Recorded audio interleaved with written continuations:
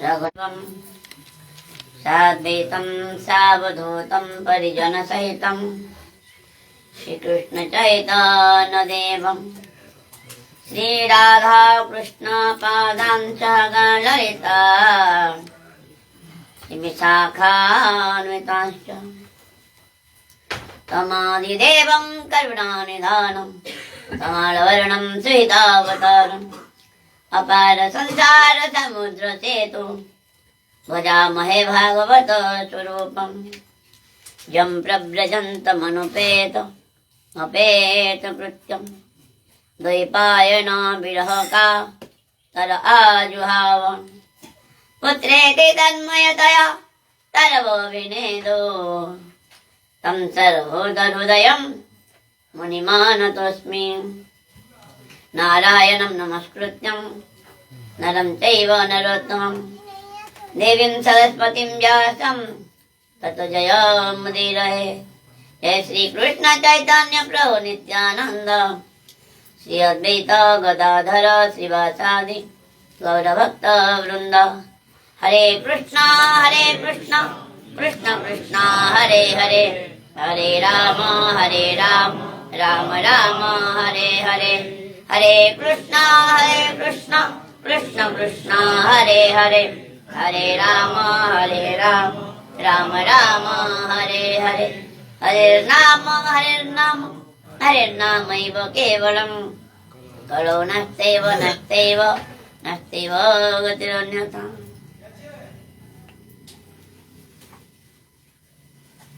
श्री गुरु गौरांग गंधर्वी का गिरिधारी राधा वृंदावन चंद्र एवं हमारे परम पूज्य प्रातः सुनिए श्री श्री बाबा महाराज जी के एवं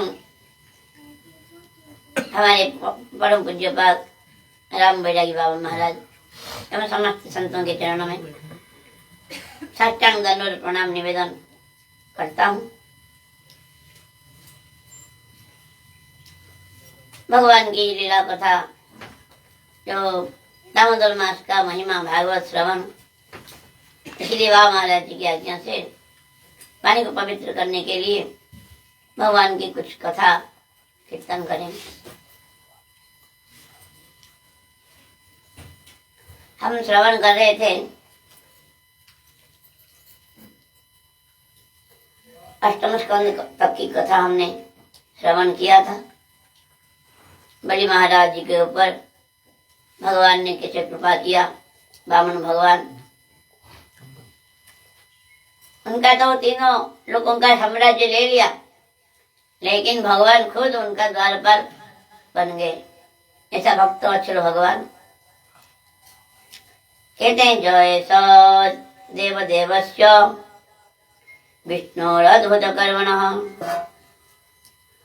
अवतारानुचरितम श्रवण मन जानती परम गतिम। ये विष्णु भगवान का ये वामन अवतार की जो परम पावन कथा जो श्रवण करेंगे परम गति को प्राप्त करेंगे। अभी नवम स्कंद में सूर्यवंश और चंद्रवंश की कथा का वर्णन है। भगवान नारायण के नाभि कमल से कमल का उत्पन्न हुआ, वहाँ ब्रह्मा जी का उत्पत्ति स्थल, और ब्रह्मा जी के पुत्र हुए मरीचि, मरीचि के पुत्र हुए कश्यप, कश्यप के पुत्र हुए विवस्वान सूर्य भगवान, सूर्य के पुत्र हुए श्राद्ध देव मनु, जो बाद में वयोस्वत मनु इस मनमंत्र का अधिपति श्राद्ध देव मनु हुए। उनके 10 पुत्र थे। पहले उनका कोई संतान नहीं था, पुत्र प्राप्ति के लिए यज्ञ किया, लेकिन उनका पत्नी चाहती थी कन्या। ब्राह्मणों को बोली आप ऐसा मंत्र पढ़िए कि कन्या हो जाए, मैं आपको बहुत धन दूंगी। तो ब्राह्मणों ने मंत्र उल्टा पढ़ लिया तो कन्या हो गई इला नाम का। तो राजा ने श्राद्धदेव मनु ने उनका मन दुखी हो गया। वशिष्ठ जी को बोले इसको ही पुत्र बना दो। पुत्र बन गए, उनको ही कन्या का ही पुत्र बना दिया गया। बाद में बहुत कथा है। इसी सूर्य वंश में श्राद्धदेव मनु का वैवस्वत मनु का 10 पुत्र हुए। इक्ष्वाकु, नभग, कवि, संजाति आदि 10 पुत्र हुए। संजाति का कन्या थी सुकन्या। अनजाने में सुकन्या ने च्यवन ऋषि के आंख फोड़ दिया अनजाने में। फिर उन्हीं का ही विवाह किया और वे वृद्धावस्था उनको अश्विनी कुमारों की कृपा से व उनके द्वारा वे युवावस्था को प्राप्त हुए। इस प्रकार उनकी कथा है। और आगे नभग जो पुत्र थे उनकी कथा बड़ा सुंदर है। उनका पुत्र थे नाभग। नाभग विद्या अध्ययन के लिए गुरु गृह में गए थे। वो लौटने से पहले जो लौटते हुए देखा सारे संपत्ति भाइयों ने ले लिया। नाभग बोले मुझे क्या दिया, न पिता को ही दिया तुमको। पिता को आके बोले पिताश्री ऐसा है, तुम चिंता मत करो। अंगिरस गोत्रीय ब्राह्मण लोग स्वर्ग में जाने के लिए यज्ञ कर रहे हैं। यज्ञ में कुछ त्रुटि हो जाता है, वो त्रुटि को आप मार्जन कर दो, बता दो।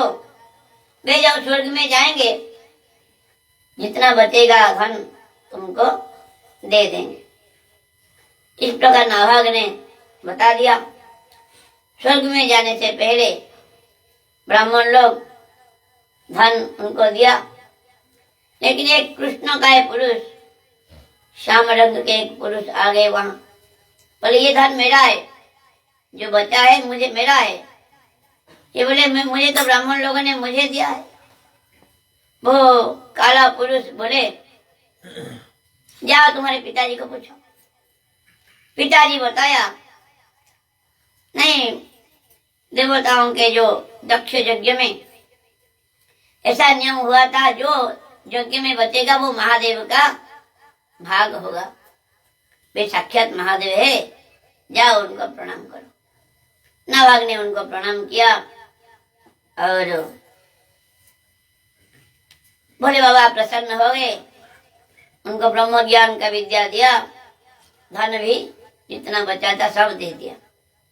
उनका पुत्र हुए अम्बरीश जी महाराज।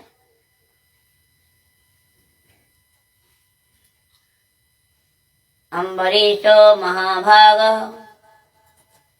सप्तदीपावतीं महिम् अव्ययं च श्रियं लब्ध्वा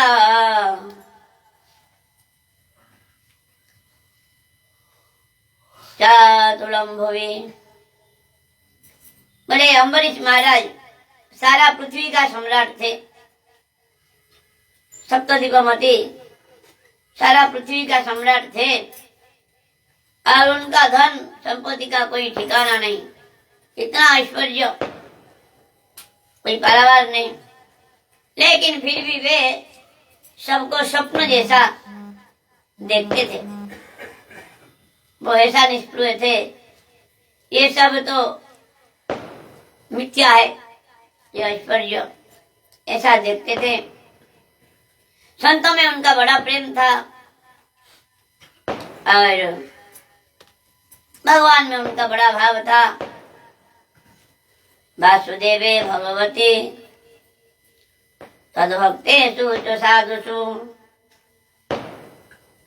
प्राप्त भावम परम विश्वम लोष्टावत मन्यते दृढ़। कहते ये ब्रह्मांड पृथ्वी का सारे संपत्ति को एक मिट्टी का टुकड़ा जैसा देखते थे अम्बरीश महाराज।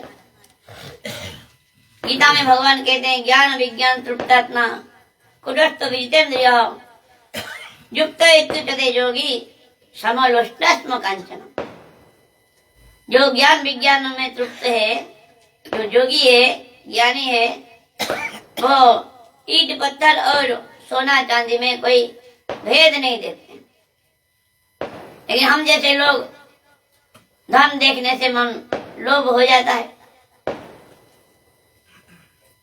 लोभ हो जाता है। लेकिन अम्बरीश महाराज जैसे निष्ठुर थे, भगवान का हर अंग में हर इंद्रिय से भगवान का सेवा करते थे।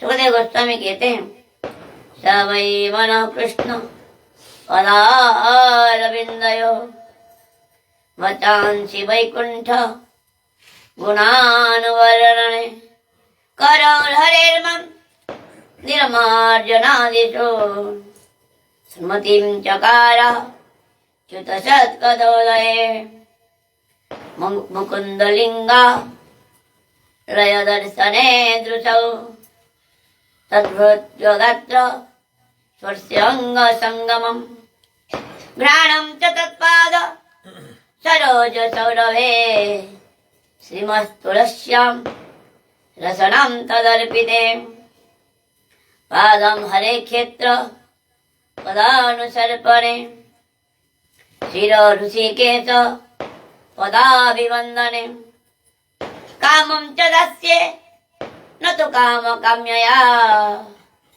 यथोत्तम श्लोक जनाश्रया रतिः। एक एक अंग से एक एक इंद्रिय से भगवान का सेवा ही करते थे। अम्बरीश जी महाराज महाभाग्यवान है। क्यों महाभाग्यवान?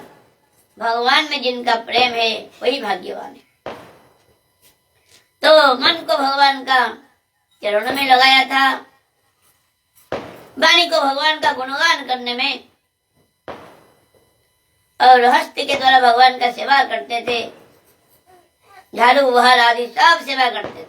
सारा विश्व का पृथ्वी का सम्राट, लेकिन खुद झाड़ू लगाते थे, खुद सब सेवा करते थे।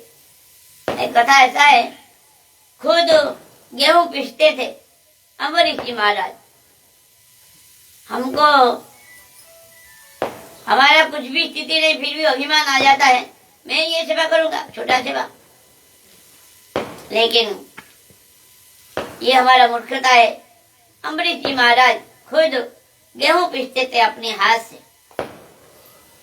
एक बार गेहूं पीसते पीसते देखा बड़ा पसीना पसीना हो गया शरीर। अचानक उन्होंने लक्ष्य किया, कोई सुगंध हवा आ रहा है। सुगंध सुगंध कहाँ से आ रहा है? और सुशीतल हवा कहाँ से आ रहा है? पीछे मुड़कर देखा, साक्षात भगवान अपनी पीताम्बरी से उनको हवा कर रहे। देख कितने ही तो चरणों में गिर पड़े। भगवान, हम आपका दासानुदास है, आप हमारे प्रभु है, आप ये करते हैं। भगवान बोले, अगर तुम सारा पृथ्वी का सम्राट होके गेहूं पीस सकते हो, मैं क्यों सेवा नहीं कर सकता? भगवान बोले, आज से ये सुदर्शन चक्र तुम्हारे रक्षा के लिए मैं नियुक्त करता हूं। तो अम्बरीश जी महाराज मन को भगवान के चरणों में, वाणी को भगवान का गुणगान करने में, हस्त के द्वारा भगवान का मंदिर मार्जन आदि सेवा, और मन को कथा श्रवण को, कान को कथा श्रवण में लगाया था, और चक्षु को भगवान का शिव विग्रह दर्शन में, शरीर को उनके भक्तों का सेवा के लिए, और नासिका को भगवान का चरणों में अर्पित तुलसी का सुगंध का ग्रहण करने में, और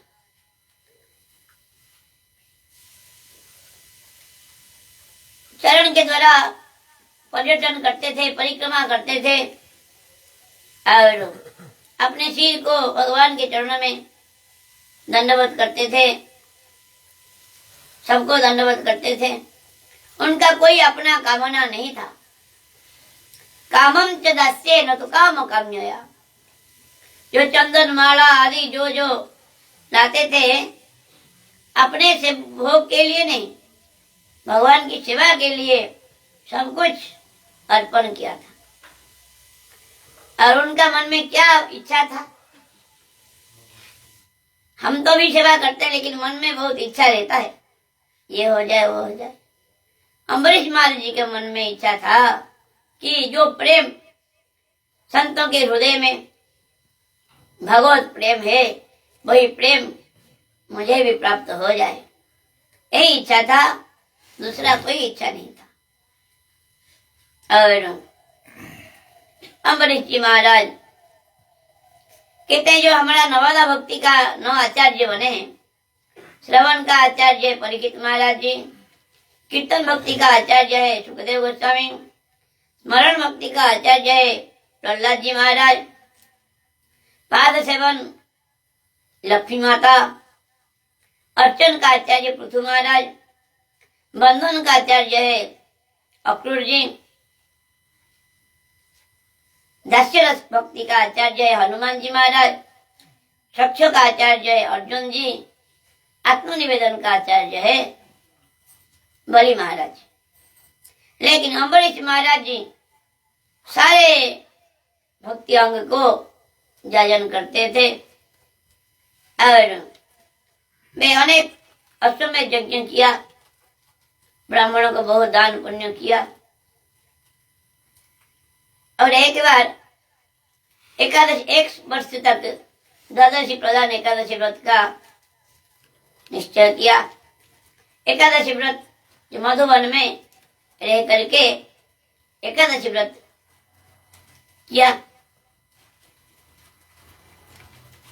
वो एक बार एकादशी व्रत 3 दिन निर्जला, ऐसा उनका नियम था।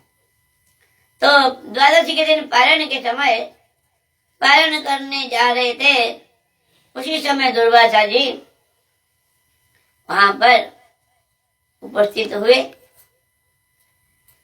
दुर्वासा जी को देखते ही दंडवत प्रणाम किया, बहुत सम्मान किया। बोले महाराज जी आप प्रसाद सेवन कीजिए। दुर्वासा जी बोले मेरा कुछ कृत्य बाकी है, मैं वो समापन करके आता हूँ। वो चले गए जमुना जी में। और इधर अम्बरीश महाराज जी ने देखा पारण का समय बीत जा रहा है और थोड़ा ही समय बचा है, अगर पारण ना करें व्रत खंडित हो जाएगा, अगर पारण कर दें दुर्वासा जी नाराज हो जाएंगे, क्या करें। बीच में ब्राह्मणों को ब्राह्मण का सलाह लिया।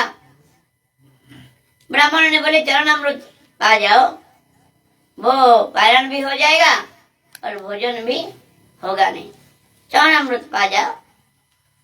तो चरणामृत पा लिया। उसके बाद दुर्वासा जी आ गए, उनको पता चल गया कि पालन कर लिया है। इतना क्रोधित हो गए, दुष्ट राजा तेरा इतना घमंड, बड़ा भक्त मानता है अपने को भगवान का, ब्राह्मणों का निमंत्रण करके अकेले ही पा लिया, तो जानता नहीं। इस प्रकार बड़ा क्रोधित हो गए और अपने जटा उखाड़ के नीचे पटक दिया। एक भयंकर कृत्या प्रकट हो गई और वो कृत्या जलाने के लिए अम्बरीश महाराज जी के पास आई। लेकिन अम्बरीश महाराज जी एक पग भी पीछे नहीं हटे, हाथ जोड़ के ऐसे ही खड़े रहे। लेकिन भगवान तो सुदर्शन चक्र को नियुक्त कर दिया था पहले ही। वह सुदर्शन चक्र वो कृत्या को जाल के जलाकर राख कर दिया। फिर दुर्वासा ऋषि के पीछे पड़ गए सुदर्शन चक्र। जहां जहां भागे वहां वहां सुदर्शन चक्र पीछा करते हैं। आकाश पाताल रसातल अंतरिक्ष कहीं भी उनको रक्षा नहीं। फिर बड़ा कष्ट से ब्रह्मा जी के पास गए। ब्रह्मा जी को प्रणाम किया, बोले पितामह रक्षा कीजिए सुदर्शन चक्र से। ब्रह्मा जी बोले भाई मैं क्या रक्षा करूंगा, जब 2 परार्ध का मेरा आयु पूरा हो जाता है ये ब्रह्मलोक भी नष्ट हो जाता है, और जिनका चक्र को हम सब डरते हैं, हम कुछ नहीं कर सकते हैं भाई। इस प्रकार जब बोले फिर घबराते हुए गए कैलाश पर्वत में भोले बाबा के पास। भोले बाबा बोले जिनका सृष्टि में मेरे जैसा करोड़ों रुद्र घूमते रहते हैं उनका चक्र को हम भी डरते हैं, हम रक्षा नहीं कर सकते। जिनका चक्र उनके पास जाओ वो रक्षा करेंगे। फिर दौड़ते हुए भागते हुए वैकुंठ में गए, भगवान नारायण के चरणों में लौट पड़े। हे भगवान रक्षा कीजिए, आपका चक्र है, आप रक्षा कीजिए भगवान। तो भगवान बोले मैं क्या करूं भाई,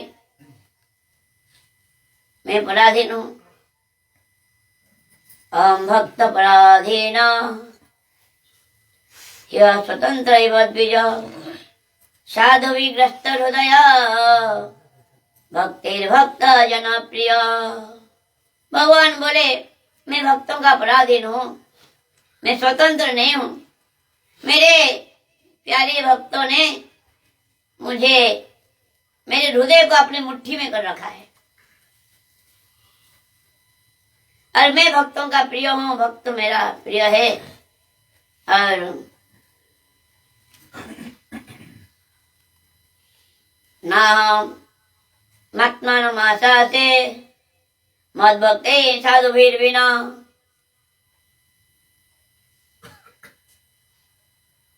नाम श्रियम चत्तिम राजन हे ब्राह्मण जे संगति रहम परा।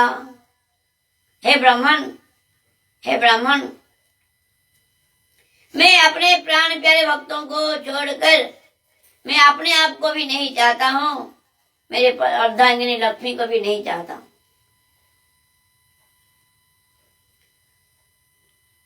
साधो हृदयमह्यम साधनम हृदयं त्वहम मदन्यते न जानन्ति नाहं तेभ्यो मनागपि। साधु मेरा हृदय है, मैं साधु का हृदय हूँ, उनको छोड़ के मैं कुछ नहीं जानता, मुझे छोड़ के वे कुछ नहीं जानते। हे दुर्वासा जी, जिस प्रकार पतिव्रता नारी अपने सदाचार संपन्न पति को हाथ मुट्ठी में कर रखती है, बस में कर रखती है, वशी कुर्वन्ति मां भक्त्या सस्त्य सत्पतिम यथा, वशीभूत करके रखते हैं। इस प्रकार भक्त लोग मुझे बस में करके रखते हैं। मत सेवया प्रतीतम च शालोक्यादि चतुष्टयम् नेच्छन्ते सेवया पूर्णा कुतोन्यत काल विद्रुतम। मेरे भक्त मेरा सेवा को छोड़कर 4 प्रकार मुक्ति देने पर भी नहीं लेते हैं, और सेवा से ही पुण्य लेते हैं। और काल के द्वारा नष्ट होने वाला ये पृथ्वी का और स्वर्ग का भोग को और कौन पूछता है। इसीलिए हे ब्राह्मण, आपको मैं रक्षा नहीं कर सकता। दुर्वासा जी बोले, भगवान आपने तो बहुत बताया है। शक्रदेव प्रपन्नाय तवास्मिति च जायते, अयम सर्वदा तस्मै ददामि तद्व्रतं मम।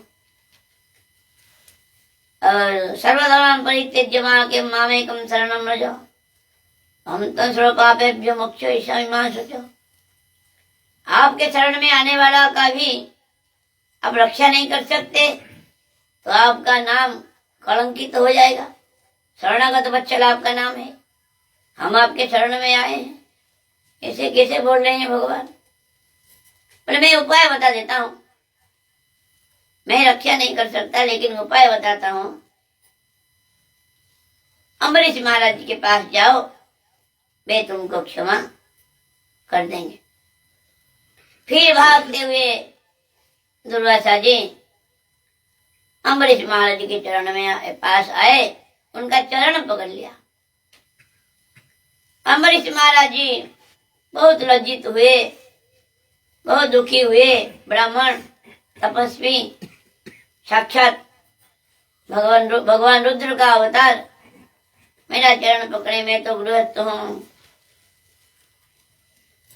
और भगवान भी बोले थे, एक श्लोक बड़ा सुंदर कथा है। हे दुर्वासा जी, जो मेरे लिए अपना पत्नी पुत्र परिवार घर द्वार प्राण धन दौलत सबको छोड़ दिया, मैं उनको कैसे छोड़ सकता? ये बड़ा सुंदर कथा है। जे दारा गार पुत्राप्तन प्राण वित्तम परम, सब कुछ छोड़ के मेरे शरण में जो आए हैं उनको मैं कैसे छोड़ सकता? बाबा महाराज जी कहते हैं, कौन त्यागी है दोनों में से? वे तो अम्बरीश महाराज जी गृहस्थ है, वे राजा है, उनकी बहुत पत्नियां भी है, तो कौन छोड़ा है? दुर्वासा जी तो बैरागी है। लेकिन भगवान अम्बरीश महाराज जी के लिए ये श्लोक बोला है, जो सब कुछ छोड़ दिया मेरे लिए, मैं उनको कैसे छोड़ सकता? कहते हैं बाबा महाराज जी कहते हैं, आपकी आसक्ति है, जिनका मन में भोग वासना है वही गृहस्थ है। भेष बनाने तो अच्छा बात है, लेकिन दो वैष्णव का दो लक्षण, स्वरूप लक्षण तटस्थ लक्षण। स्वरूप लक्षण है भेष और तटस्थ लक्षण गुण द्वारा पहचान। जिनका अनासक्ति है वही साधु है, बैरागी है, वही है। तो अम्बरीश महाराज जी बड़ा लज्जित हो गए और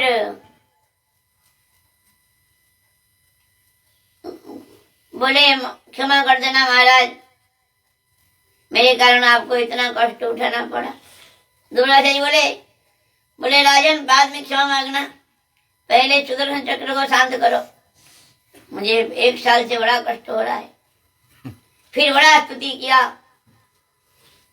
हे सुदर्शन चक्र, मैं आपको प्रणाम करता हूँ, आप विश्व का आधार है, आप भगवान का तेज है, आप अग्नि स्वरूप है। मैं अगर जीवन में कोई ब्राह्मणों को मैं अगर पूज्य मानता हूँ, सर्वस्व मानता हूँ, तो आप शांत हो जाइए। फिर बोले, हे भगवान, हे सुदर्शन चक्र, अगर मैं सब जीवों में भगवान को ही दर्शन करता हूं तो आप शांत हो जाइए। सुदर्शन चक्र शांत हो गए और बड़े अम्बरीश जी महाराज बोले महर्षि, आज आइए प्रसाद सेवन कीजिए। बोले, आपने अभी तक प्रसाद नहीं पाया? बोले, अम्बरीश महाराज जी, हम कैसे पा लेते? ब्राह्मणों को निमंत्रण जब किया है, उनको बिना पवाए हम कैसे पाएंगे? तो 1 वर्ष तक केवल जलपान किए करके रहे थे। अम्बरीश जी महाराज दुर्वासा जी को भोजन कराया, उनका प्रसाद फिर पाए, बड़ा प्रेम से दुर्वासा जी बड़ा आनंद हो गए। अनंत दासानम महात्मम दृष्टाद्य में, हे अनंत भगवान का दासों का मैं महिमा अब देखा। मैंने उनको इतना क्रोध किया, जलाने का कोशिश किया, फिर भी हृदय इतना उनका निर्मल है, इतना प्रेम है, मेरा मंगल ही सोचा। ये है वैष्णवता। वैष्णवता का अभिमान, मैं वैष्णव हूं, ये भी भगवान सहन नहीं करते। यद्यपि वैष्णव श्रेष्ठ है, हमने श्रवण किया था, ब्राह्मणों से भी वैष्णव अगर, चंडाल भी अगर भक्त हो जाए तो श्रेष्ठ है, लेकिन वैष्णव का भी अभिमान नहीं करता। वैष्णव का अभिमान नहीं करते हैं। वैष्णव का कर्तव्य है सबको सम्मान करना। प्रणव दंडवत घुमाओ, चंडाल गोखर अष्ट गई, चंडाल कुत्ता गधा सबको प्रणाम करता है, वही वैष्णव है। अगर मन में अभिमान आ गया, मैं वैष्णव हूँ, मैं त्यागी हूँ, मैं इनको क्यों प्रणाम करूंगा, ये तो गृहस्थ है, ये तो विषय है, भोगी है। अभिमान जहाँ रहता है वहाँ भक्ति देवी नहीं रहती है। कहते हैं अभिमान पुरुष शरीर पुरुष होता है। अब भक्ति देवी इस प्रकार घर में नववधु आई है, कोई पुरुष आ जाए तो नववधु घूंघट डाल के, घूंघट दे के भाग जाती है। उसी प्रकार अभिमान अगर मन में आ गया तो भक्ति देवी हृदय में नहीं रहती। कहते हैं जंजर रूपी सिंहासन में भक्ति महारानी विराजमान होती है। इसीलिए महाप्रभु ने बताया, तृणादपि सुनेचन तरुणपि सहिष्णुना अमरे न मान देना कीर्तन्य सदा है।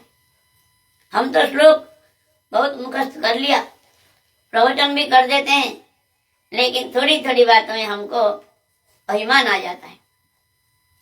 हम शरीर अभिमान होने के कारण हम अभिमान करते हैं, आत्मा का कौन क्या है।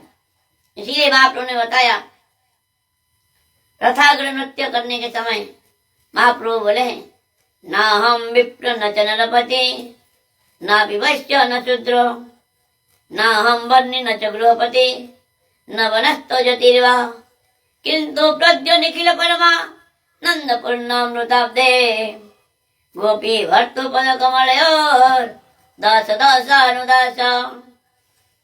बोले मैं ब्राह्मण नहीं, मैं क्षत्रिय नहीं, मैं वैश्य नहीं, मैं शूद्र नहीं, मैं गृहस्थ नहीं, मैं वानप्रस्थी नहीं, मैं ब्रह्मचारी नहीं, मैं सन्यासी नहीं, आप कौन हो?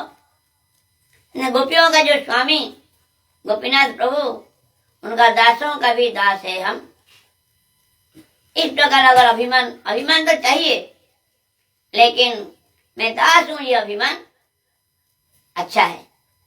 मैं ब्राह्मण हूं, मैं वैष्णव हूं, मैं त्यागी हूं, मैं विरक्त हूं, ये सब अभिमान पतन का कारण हो जाता है। भगवान सब सहन करते हैं, अभिमान सहन नहीं करते हैं। इसलिए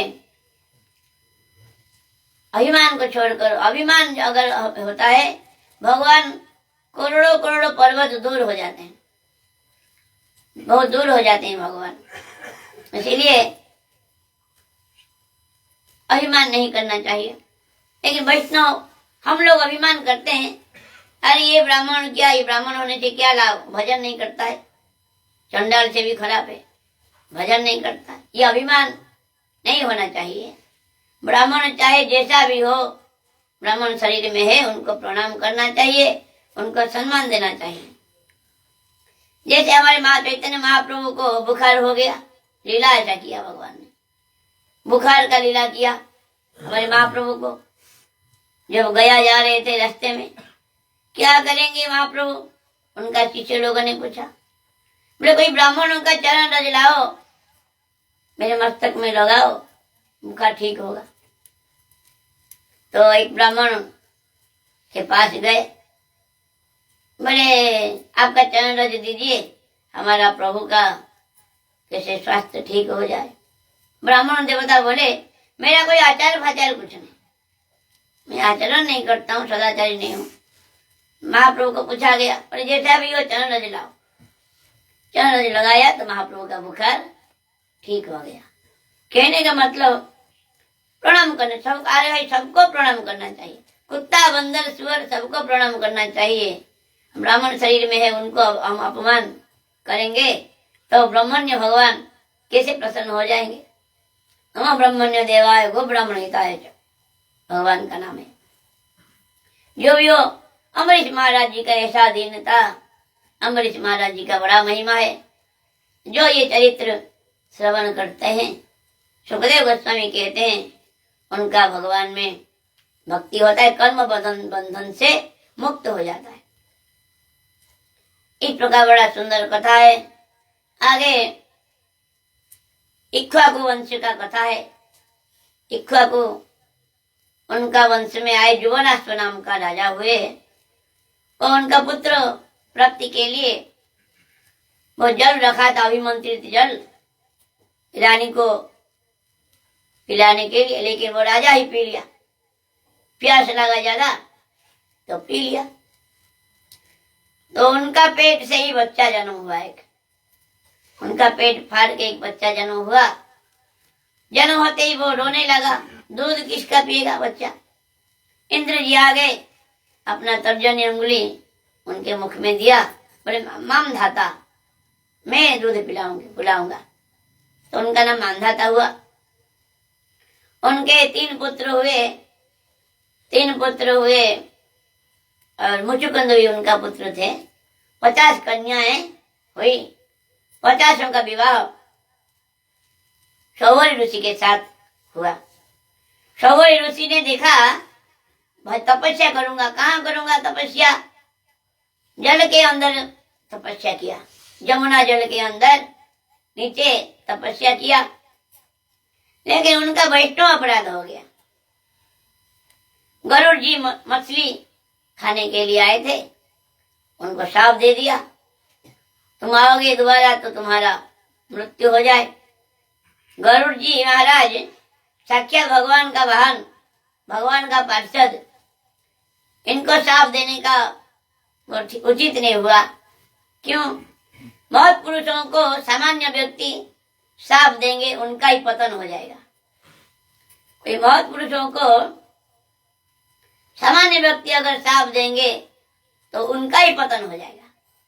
महत पुरुष का कुछ नहीं होता, आप सब कुछ जला देते हैं, आपका कुछ नहीं होता। अपराध हो गया, मन चंचल हो गया, वैष्णव अपराध से मन चंचल हो जाता। चंचल हो गया तो मछली का कीड़ा देखकर विवाह करने का इच्छा किया। मानदाता के पास आए, बोले महाराज एक कन्या दीजिए हमको, हम गृहस्थ आश्रम रचना करेंगे। उनका तो हड्डी फड्डी हो गया, शरीर में कोई तेज नहीं, बुढ़ा, हड्डियां दिखाई देने लगी। कौन करेगा शादी इनको? अगर मना कर देंगे तो श्राप दे देंगे। जाइए महाराज जी, हमारी कन्याएं अंदर है, जो भी आपको पसंद करे उनको विवाह कर लो। उन्होंने उनको जान गए कि मानदाता का इच्छा नहीं है, ऐसा अपना रूप बनाया, जोग बल से गंधर्व जैसा रूप बनाया।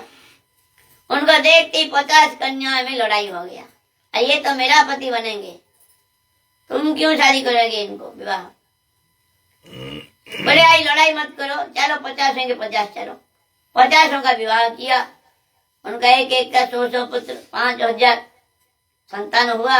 बाद में उनको अनुताप हुआ, फिर वैराग्य हुआ, उनका कल्याण हुआ। इस प्रकार कथा है। आगे चल के इस वंश में सगर, राजा सगर की कथा है। सगर उनका माँ को, वो जब गर्भ में थे सगर राजा, माँ को जहर दे दिया था। उनका सौत ने जहर दे दिया। जहर के साथ जन्म लिया, सगर गरुड़ के साथ, इसलिए उनका नाम सगर हुआ। उनका 60,000 पुत्र हुए और अश्वमेध यज्ञ किया उन्होंने। इंद्र ने जानबूझकर अश्व को कपिल ऋषि के आश्रम में बांध दिया। तो कपिल देव भगवान के आश्रम में बांध दिया। 60,000 पुत्रों को भेजा, जाओ अश्व ढूंढो। तो 60,000 पुत्र, पृथ्वी को खुदाई किया, समुद्र बन गया, इसलिए सागर नाम उनका हुआ है। सागर से सागर हुआ, समुद्र बन गया। वो लोग आके देखा कपिल देव के आश्रम में बंधा हुआ है। उनको बड़ा गुस्सा आया। वो 60,000 पुत्र मूर्ख थे, बोले अरे देखो देखो, ये कपटी है, ये पाखंडी है, जानबूझकर अश्व को ले लिया चुरा कर, आंख बंद करके बैठा है। ऐसा उनका अपराध हो गया। अपना शरीर से ही आग निकला, सारे भस्म हो गए, सारे भस्म हो गए। तो ऐसा कहना नहीं चाहिए कपिल देव भगवान के क्रोध से भस्म हुए, ऐसा नहीं। वे तो शुद्ध सत्व मूर्ति, जो भी हो। क्या करेंगे अभी? सगर के दूसरे पत्नी केशिनी, उनका पुत्र असमंजस हुए। उनका पुत्र ही अंशुमान, अंशुमान को भेजा गया। अंशुमान ढूंढते ढूंढते आए, कपिल देव जी के वहां बंधा था घोड़ा। बोले भगवान क्षमा कीजिए, हमारे पितृव्यों, हमारे चाचा लोग, क्या हो गया उनको, कैसे भस्म हो गए? कपिल देव भगवान बोले कि ऐसा ऐसा बात है, तुम गंगा जी को अवतरण कराओ, गंगा जल का स्पर्श से उनका उद्धार होगा। उन्होंने तपस्या किया, फिर शरीर त्याग दिया, लेकिन गंगा जी को प्रसन्न नहीं कर पाए। उनका पुत्र है दिलीप, वे भी तपस्या किया, वे भी शरीर छोड़ दिया। फिर उनका पुत्र है भगीरथ, भगीरथ जी तपस्या किया, गंगा माता प्रसन्न हो गई। बोली मैं तो नीचे आऊंगी, मुझे धारण कौन करेगा, नहीं तो मैं रसातल में चला जाऊंगी। तो भोले बाबा को तपस्या किया, प्रसन्न किया। भोले बाबा ने अपने जटाओं में धारण किया, वो जटाओं में ही घुमाने लगे। भगीरथ जी बोले महाराज, आपको जटाओं में घुमाने के लिए मैंने थोड़ी तपस्या किया था, हमारा पितृलोक का उद्धार के लिए तो मैंने किया था। तो एक जटा से गंगा जी का एक धारा छोड़ दिया। रास्ते में आते आते जन्नू ऋषि का आश्रम को बहा दिया गंगा जी ने। जन्नू ऋषि ने पी लिया फिर से गंगा जी को पूरा। फिर प्रार्थना करने पर कान से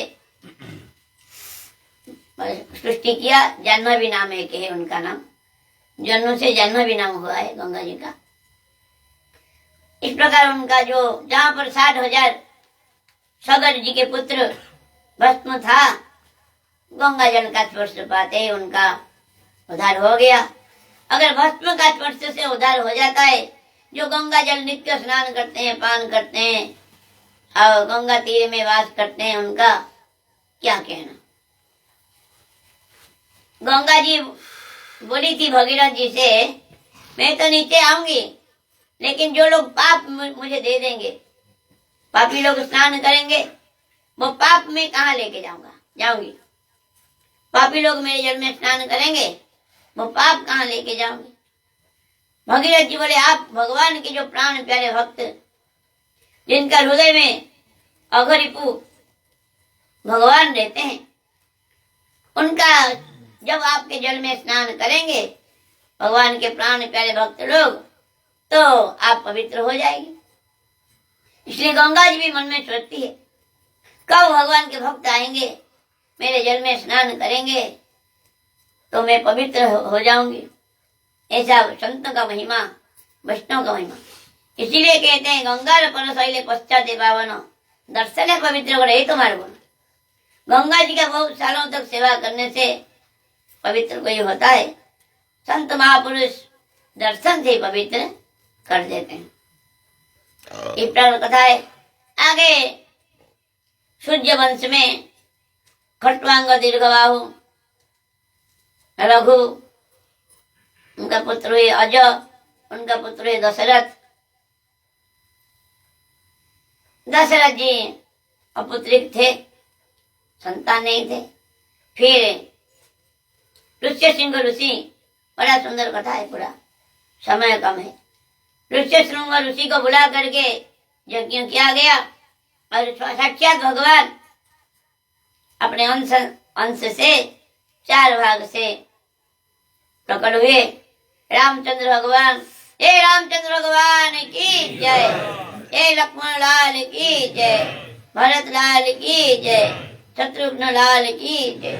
मर्यादा पुरुषोत्तम भगवान का आविर्भाव हुआ।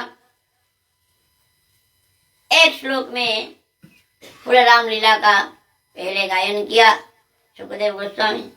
गुरुवर्थे त्यक्त राज्यो व्यचर धनुवनम पद्मपद्भ्याम प्रियायः प्राणेश्वर से क्षमाभ्याम मुजित पथरुजो जहरीन्द्रानुजाभ्याम वैरूप्य क्षुप्पन्नक्षा प्रिय विरह रुषा रोपितो भ्रुविजृम्भा तस्त्राब्धि वर्धसेतु खरदवदहनम कौशलेन्द्र अवतरणः। बोले पिताजी की आज्ञा से, इस श्लोक का अर्थ है, पिताजी की आज्ञा से वे वन में गए, वन में भटकने लगे। और जिनका चरण कमल इतना कोमल था, जगत जननी जानकी माता का हस्त स्पर्श भी सहन नहीं कर पाता, वो चरण कमल। उसी चरण से वन में घूम रहे हैं भगवान। और उनका थकान जब हो जाता है, जो हरिंद्रानुजाभ्याम, हनुमान जी और लक्ष्मण आदि उनका थकान मिटाते थे।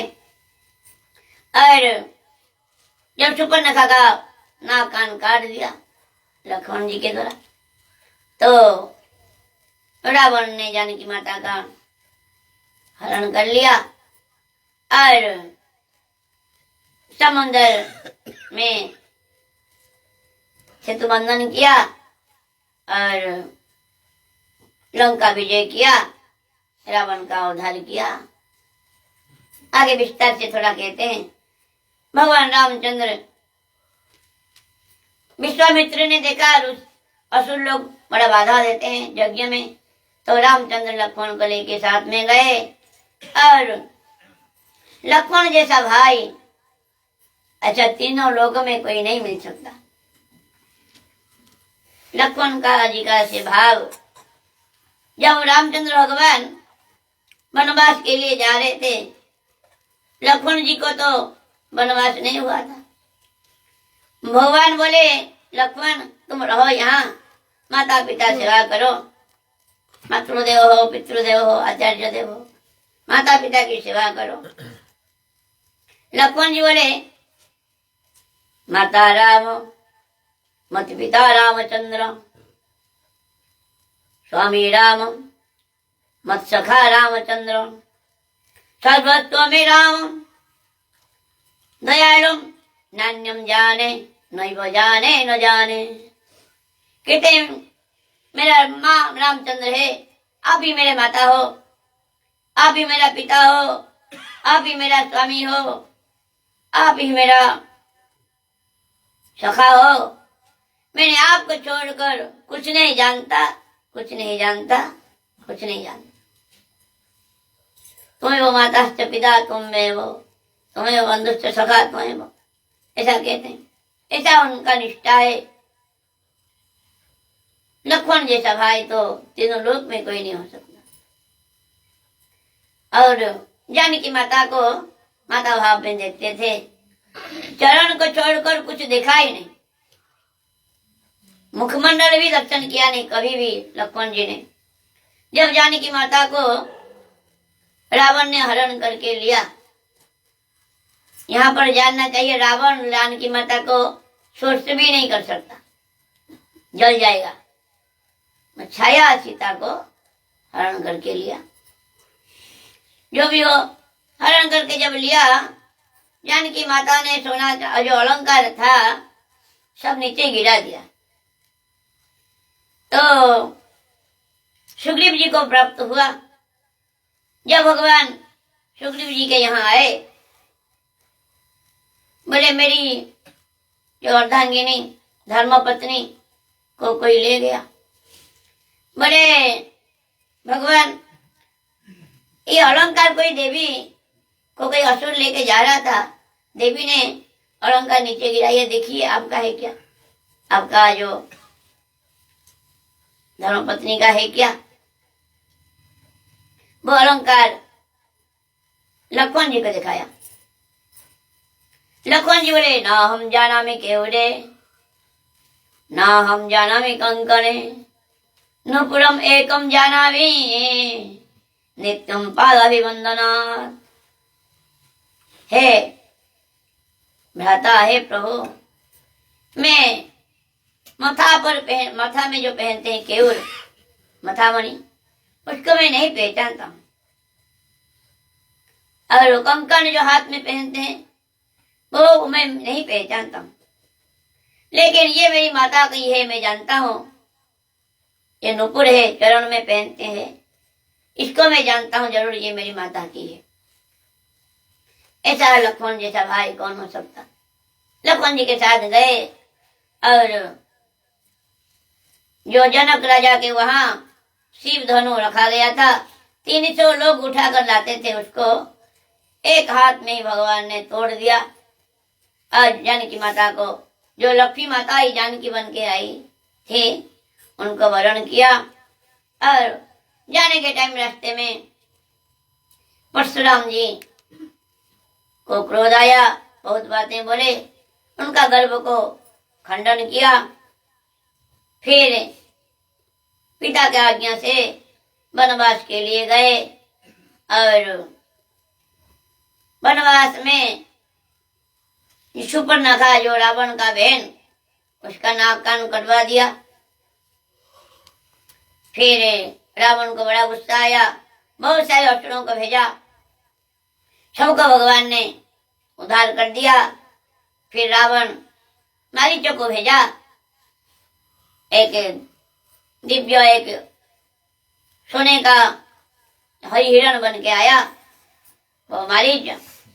और जानकी माता उसको लाने के लिए बोली, भगवान रामचंद्र उनके पीछे भागने लगे।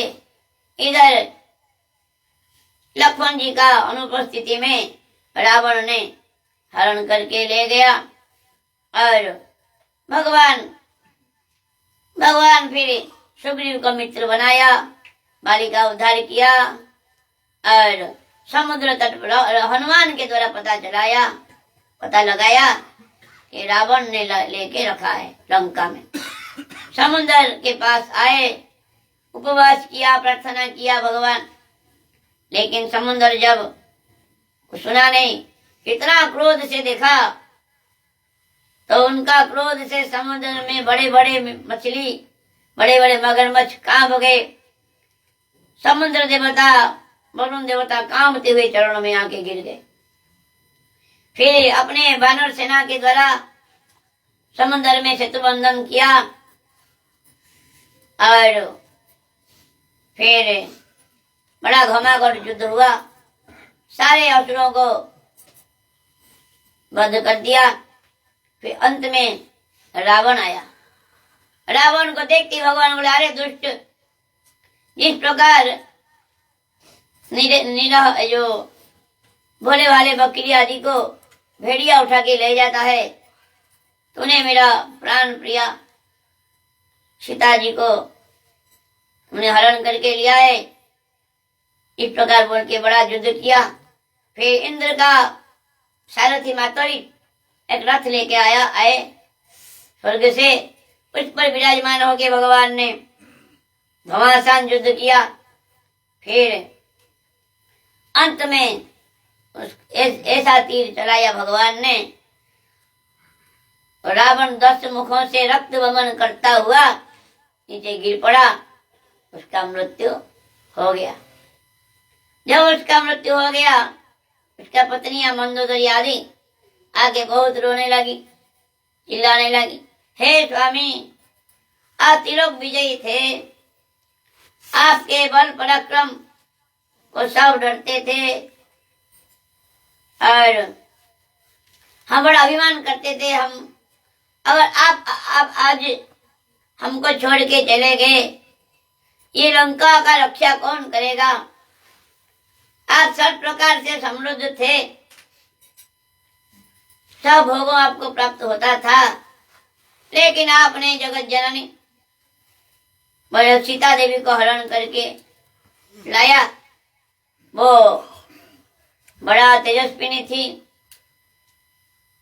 और अभी इस पाप के कारण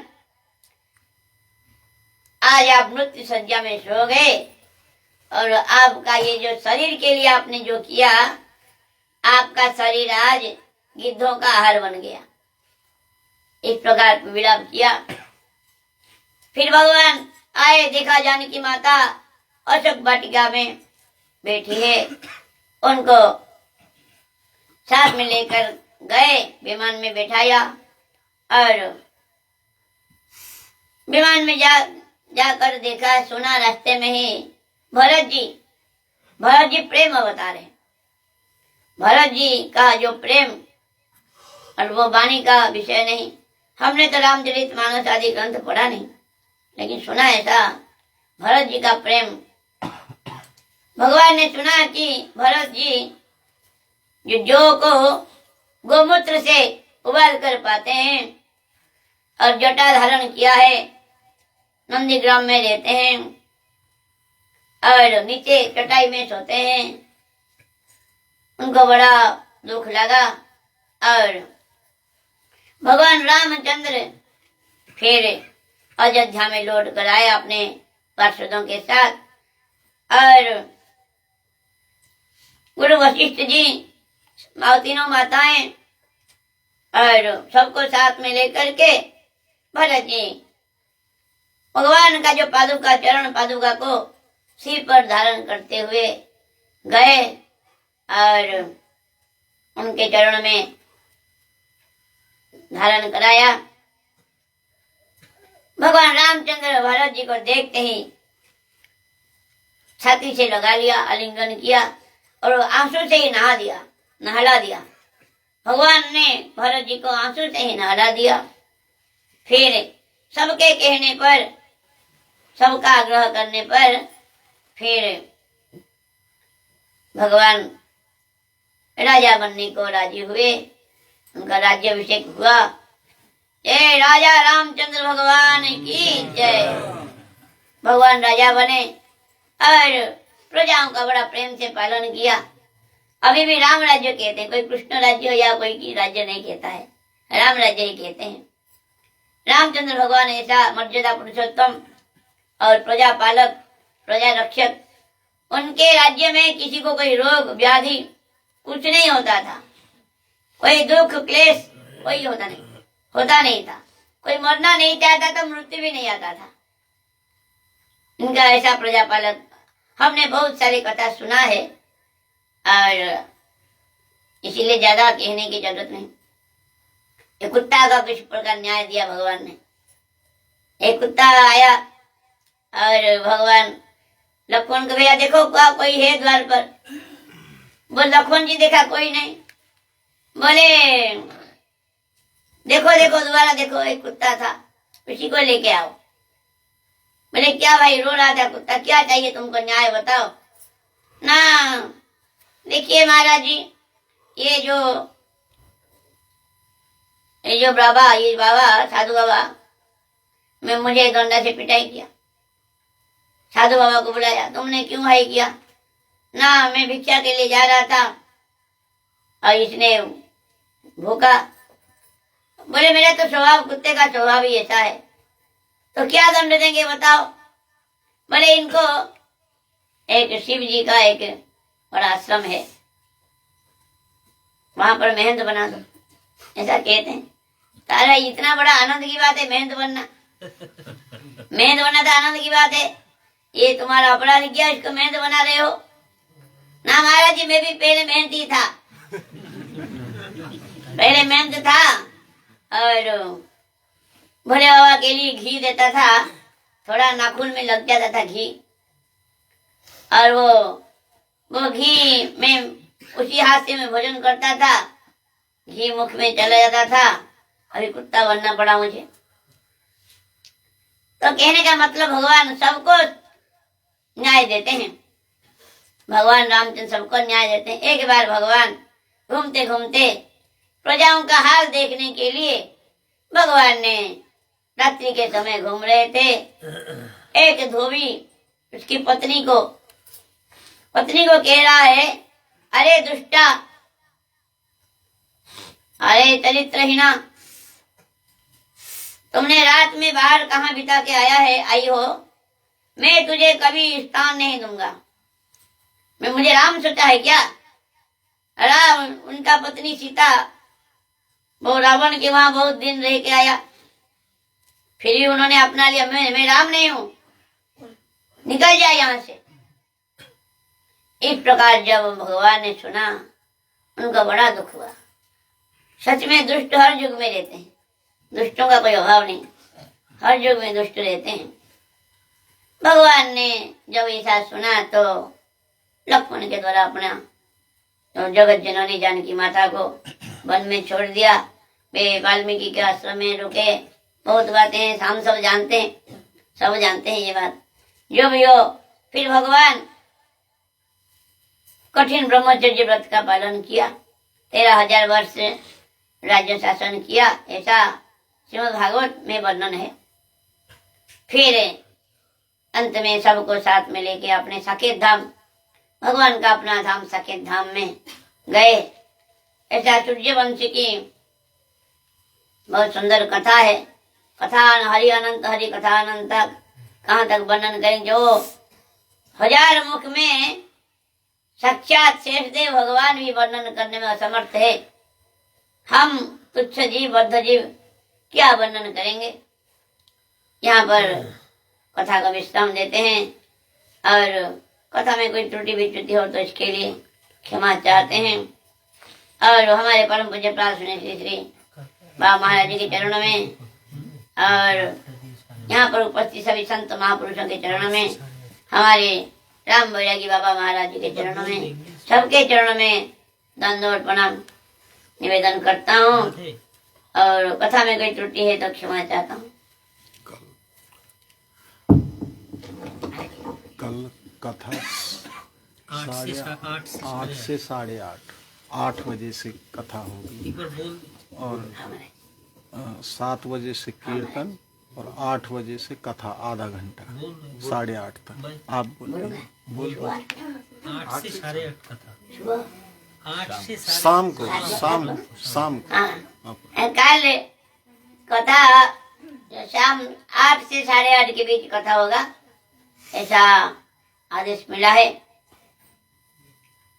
मंशा कल्पतरुश्च कृपा सिंधु, पता न पाओ।